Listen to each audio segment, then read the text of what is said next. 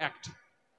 আর ভারতবর্ষের যত মন্দির আছে, যত রাজ্য আছে, আলাদা আলাদা করে আলাদা আলাদা মন্দিরের জন্য আইন আছে।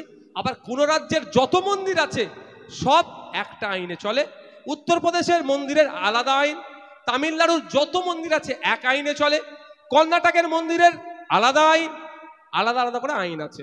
আমি জাস্ট একটা উদাহরণ দিচ্ছি, যেমন ওয়াকাফ আইন আছে, the Uttar Pradesh Shri Kashi Vishwanath temple act 1983, 1983 সালে।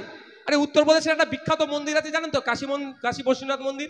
অনেকে যায় কিন্তু ওই মন্দিরে দর্শন করতে। ওই মন্দির কিভাবে পরিচালনা হবে, কি হবে না হবে, তার জন্য আইন আছে, 1983 সালে তৈরি হয়েছে। আমি একটু এগিয়ে যাই। The Tamil Nadu Hindu religious and charitable endowments, Tamil Nadu রাজ্যে যত হিন্দু ধর্মের ধর্মীয় সম্পত্তি আছে, যা আছে সবটা কিভাবে পরিচালনা হবে তার জন্য 1959 সালে আইন তৈরি হয়েছে। ঠিক একইভাবে কর্ণাটকের হিন্দু ধর্মের ভাইদের যে মন্দির আছে কিভাবে পরিচালনা হবে, কে থাকবে, কর্মচারী কে হবে, বোর্ডে কে থাকবে, তার জন্য আইন আছে। অন্ধ্রপ্রদেশে আইন আছে। আপনার তেলেঙ্গানায় যত রাজ্য আছে, এখন লেটেস্ট যেটা আছে সেটা কি, যেটা খুব চর্চা হচ্ছে, দীঘার একটা জগন্নাথ মন্দিরের নকলে করেছে। আর ওটা হচ্ছে কোথায়, উড়িষ্যার জগন্নাথ মন্দির যে চলে তারও আইন আছে কিভাবে চলবে। এই যে কেউ ঢুকতে পারবে না মন্দিরে, সেটা আইনে আছে। অত সহজ নয় মন্দির কমিটি করে দিতে পারবে, আইনে আছে, সেটা ঢুকতে পারবে না। তো এই ধরনের আইন আছে। আর সম্পূর্ণরূপে এটা মিথ্যাচার হচ্ছে। শুধু ওয়াকাফের আইন আছে, হিন্দু ভাইদের আইন নাই বলে যেটা মিথ্যাচার করছে। এটা আপনারা তাহলে আজকের পর থেকে কেউ যদি বলে উত্তর দিতে পারবেন তো ভাই। শুধু তাই নয়, এটা হিন্দু আর একটা মুসলমানদের বললাম তো। The Parsi public trust registration act 1936, 1936 সালে পার্সি ধর্মে যারা আছেন তাদের সম্পত্তি হ্যান ত্যান কিভাবে কি রক্ষণাবেক্ষণ হবে আইন করে দিয়েছে। আচ্ছা, দ্য চ্যারিটেবল, আচ্ছা এটা গেল। শিখ ভাইদের ধর্মীয় সম্পত্তি কিভাবে চলবে, কিভাবে রক্ষণাবেক্ষণ হবে, কমিটিতে কারা থাকবে, তাদের কোয়ালিফিকেশন কি হবে, তাদের ডিগ্রি কি থাকবে, মানে ইচ অ্যান্ড এভরিথিং কিভাবে হবে, তার জন্য আইন আছে। আইনটা 1973 সালে তৈরি হয়েছে।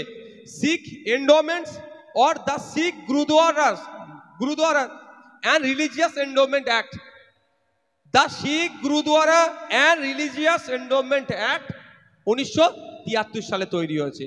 তাহলে একটা জায়গায় ক্লিয়ার তো, মুসলমানদের মসজিদের সম্পত্তি রক্ষার জন্য ওয়াকাফ আইন আছে, আর হিন্দু ভাইদের মন্দির রক্ষার জন্য আইন নাই। যদি কেউ বলে তার জবাব দিতে পারবেন তো ভাই? একটু আপনারা রেসপন্স করলে ভালো হয়। বুঝাতে পারছি না নাকি? যদি না বুঝাতে পারি এটা আমার দুর্বলতা, আপনাদের নয়। আপনি যদি বলেন আমি বুঝতে পারছি না, আমি মনে করি আমার দুর্বলতা। আমার কাজ আপনাদের বোঝানো। আপনারা না বুঝতে পারলে বলবেন, আবার আমি রিপিট করব, কিন্তু বুঝতে হবে। আর একটা কথা, এই ওয়াকাফটা হিন্দু মুসলমানের লড়াই নয়, এটা মাথায় রাখবেন। বিজেপি ওয়াকাফ নিয়ে হিন্দু মুসলমানের মধ্যে লড়াই লাগিয়ে দিতে চায়।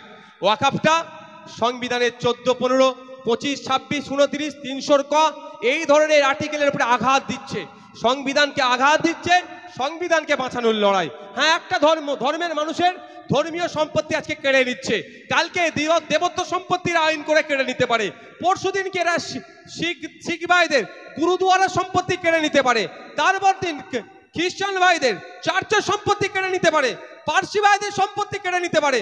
তাই রক্ষা করার জন্য আমাদেরকে আগিয়ে নিয়ে আসতে হবে এবং এই সম্পত্তিগুলোকে রক্ষার লড়াই করতে হবে। এটা মোটেও হিন্দু মুসলমানের লড়াই নয়। আমাদের মধ্যে যদি এটাকে কেউ হিন্দু মুসলমানের মধ্যে লড়াই করিয়ে দিতে চায়, তারা জানবে নিশ্চিতভাবে তৃণমূল বিজেপির তারা ভিতর থেকে সাপোর্টিং করছে, তারা তৃণমূল বিজেপির হাতকে শক্ত করছে। আমি তার উদাহরণ দিচ্ছি আপনাদের, এটা হিন্দু মুসলমানের লড়াই নয়। আপনারা জানেন এই আইনটা যখন পার্লামেন্টে বিল ছিল, আইনে যখন পরিণত হয়েছিল, তখন পার্লামেন্টে যারা এই আইনের বিপক্ষে সওয়াল করেছিল, 100 জনের মধ্যে, তাদের মধ্যে দলিত হিন্দু, মুসলমান, খ্রিস্টান, আদিবাসী, হিন্দু সমাজ, উচ্চবর্ণ থেকে শুরু করে প্রচুর এমপিরা তারা প্রতিবাদ করেছে। 100 জন এমপির মধ্যে প্রায় 90% কিন্তু হিন্দু, দলিত, আদিবাসী, খ্রিস্টান বা ভিন্ন সম্প্রদায়ের এমপি, তারা এই ওয়াকাফ আইনের বিরুদ্ধে লড়াই করেছে। যদি এটা ধর্মীয়